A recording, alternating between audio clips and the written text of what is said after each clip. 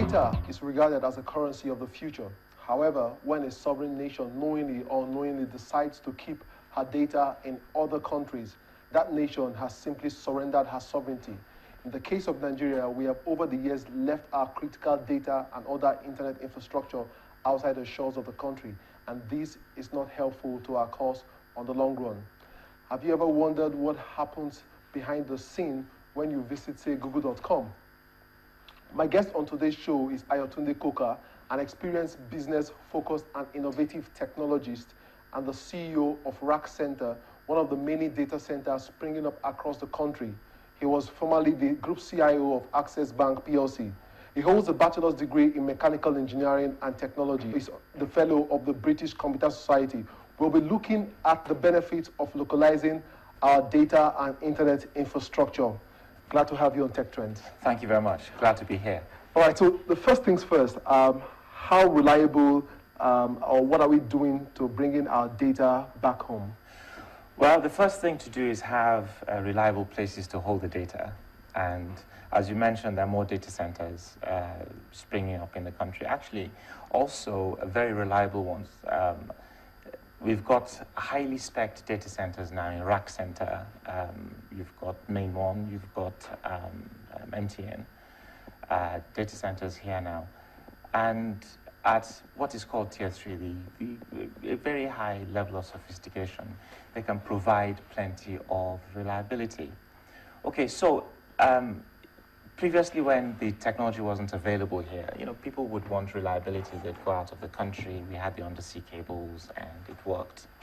But now we have the reliability here. There's no longer an excuse to hold your data and you're hosting in other data centers outside of the country.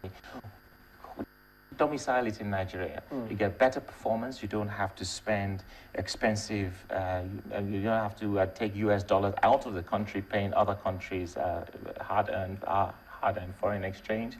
And you get better performance. You don't have what is called latency, which is the time it takes to trip around the world to some other place and come back. And you get poor performance. I was going to ask you to take us through the process of what happens when, say, I visit google.com. Yes. What exactly is that process that takes place? Okay, whatever device you have has some sort of access to your internet service provider. That gives you access to the internet. As soon as you type in google.com, it has to figure out where it is. It goes to your internet service provider, which then routes it round to a place that will say this is the address, okay? Takes you to where that data is hosted, and then comes all the way back to give you the data on your device, whatever it is now.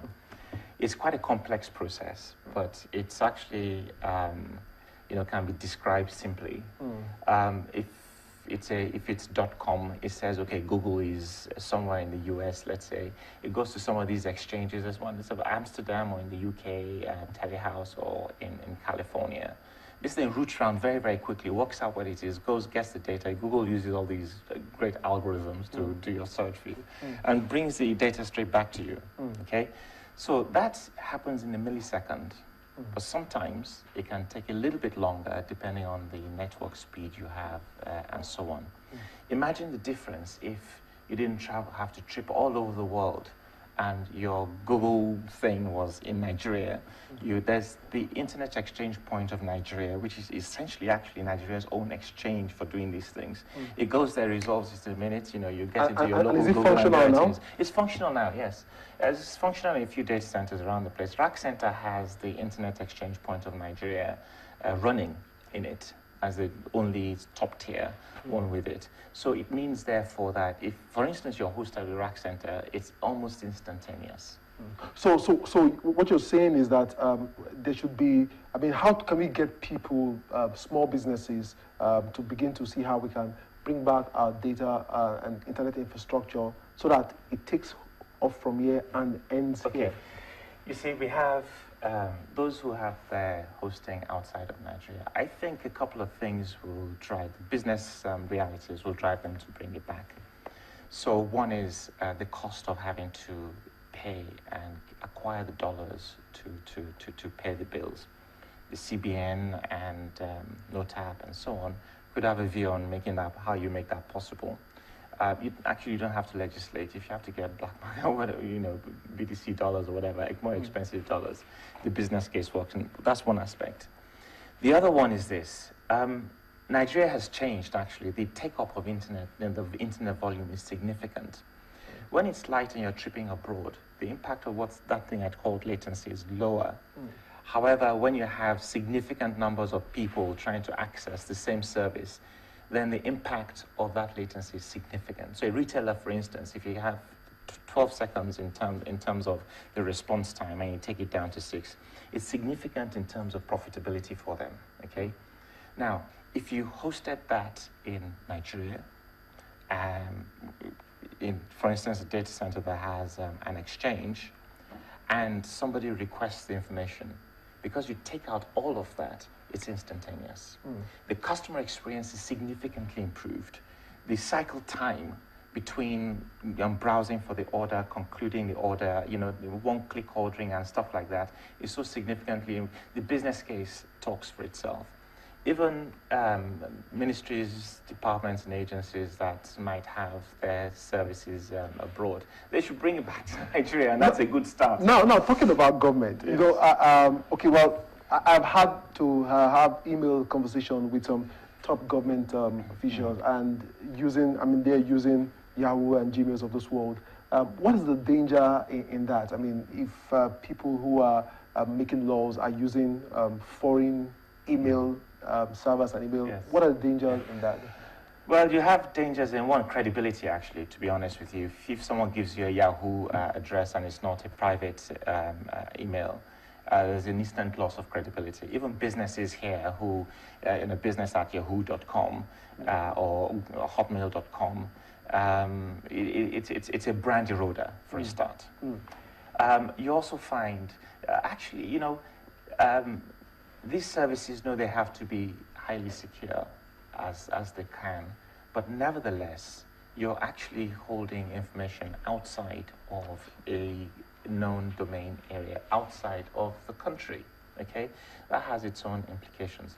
However, I was at an event where the Minister for Communications Technology actually demonstrated, which was presenting her 2014 achievements to date, 3 years I think it was, and talked about the significant progress made in having the government domain for emails, and people don't have yahoo.com.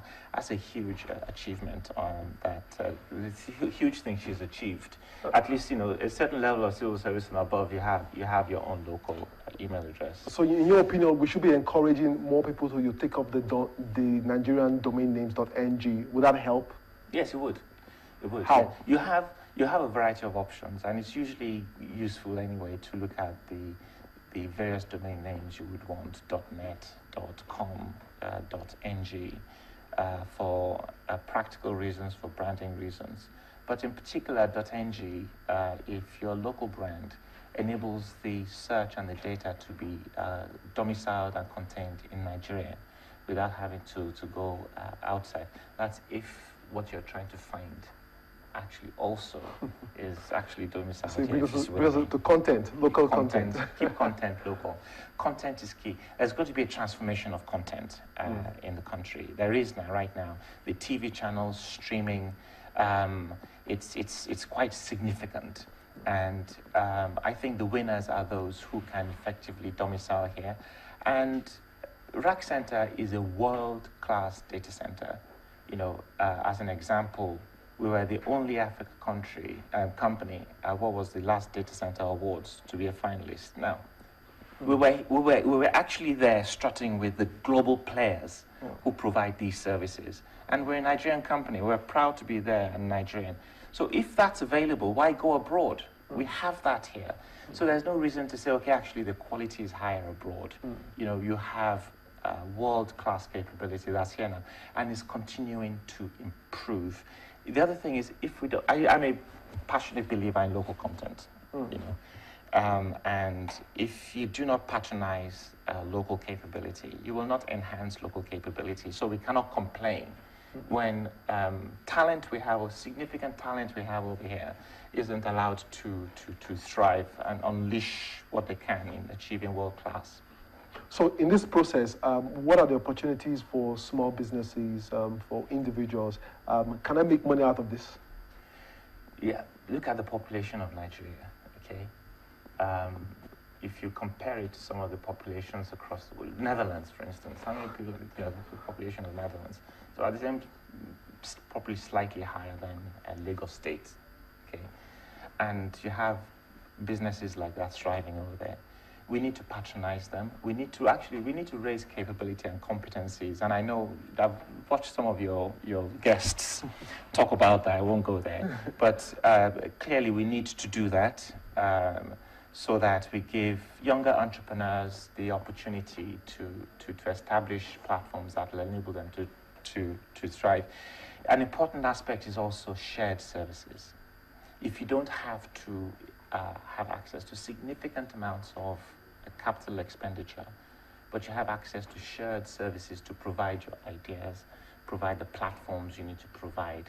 It gives small, medium-sized businesses the opportunity to better run their businesses, to be more efficient, reduce their supply costs, get better operational efficiency, and get better customer experience in what they do, because they're leveraging higher quality shared infrastructure that they don't need capital expenditure they don't have to find it to build it themselves.